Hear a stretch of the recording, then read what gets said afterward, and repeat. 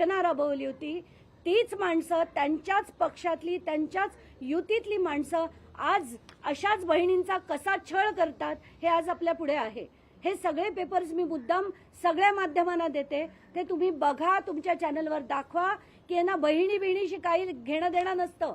यांना मतं फक्त हवी असतात त्या बहिणींकडनं, म्हणून हे सगळे कारभार केले जातात. दुसरं तिसरं काही नाही. चला, धन्यवाद. नाही ना, नको ना. आता हिंदी चॅनल दाखवत तर काहीच नाहीये. एकही हिंदी नाही, इंग्लिश नाही. कोणी बातमी करू नये. सरप्राइजिंग. एवढी गंभीर गोष्ट झाली आहे.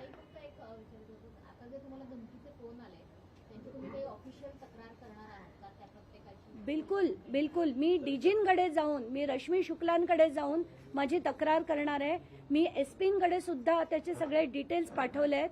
आणि जी अशी माणसं आहेत ना, त्या सगळ्यांवर ताबडतोब कारवाई करायला हवी.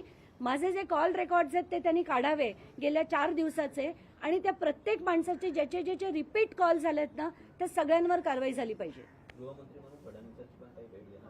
मी वेळ मागितली आहे त्यांची. आता उद्या भेटले, आज भेटले, मला माहित नाही, पण मला एक्झॅक्टली हे दाखवायचंय की चाललंय काय, आणि अशा लोकांना तुम्ही पाठीशी घालताय. हे कुठेतरी थांबायला नको का? आणि आपण जे देशाची वाताहत लागते, कारण गुंडांकडे जर राजकारण गेलं असेल, आणि कदाचित म्हणजे काही लोकांनी तर असंही म्हटलं की कदाचित वाल्मिक कराड आता पुढे महायुतीतनं लढतील सुद्धा, म्हणजे आमदारकीला सुद्धा उभे राहतील.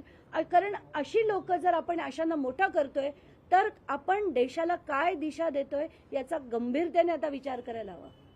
एक विचारायचं होतं की जर का सरकार आता ज्यावेळेला ते साठवलोट करून मोडीतोडीचं, दहशतीचं राजकारण, पैसे ते करून आलेलं सरकार आहे, अशा वेळेला तुमचा आता जे मोहरके आहेत त्या सरकारचे ते देवेंद्र फडणवीस आहेत, तुम्हाला वाटतं ते लॉजिकली सगळ्या याच्यावर तुम्हाला न्याय देतील?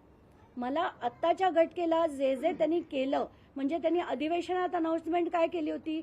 पहिली अनाउन्समेंट होती की वाल्मिक कराडवर खंडणी, आणि नाव घेऊन बोलतो असं म्हणाले होते. ते नाव घेऊन बोलतो की